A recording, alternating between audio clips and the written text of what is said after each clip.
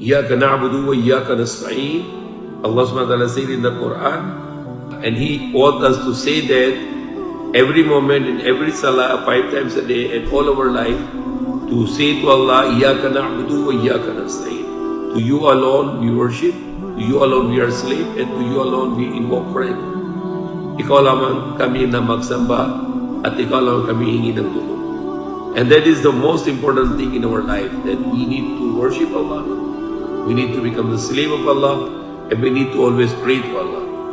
Anything you need in your life, or any problem you have in your life, always relate it to Allah. Always ask Allah for this. Allah, I need this, and Allah, I need to solve this problem. And that is the way of a believer.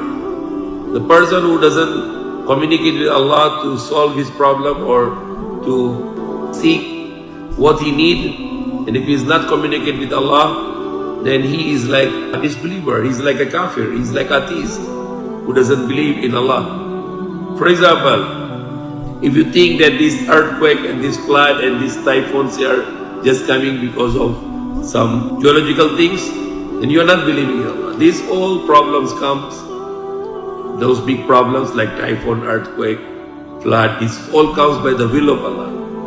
And whatever the problems we have also, it also comes from Allah. But Allah said that whatever evil touches you is because of your own hands.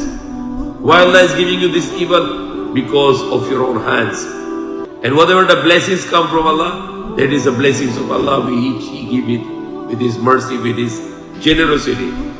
So always remember Allah, always worship Allah, and always ask Allah for all whatever we need in our lives.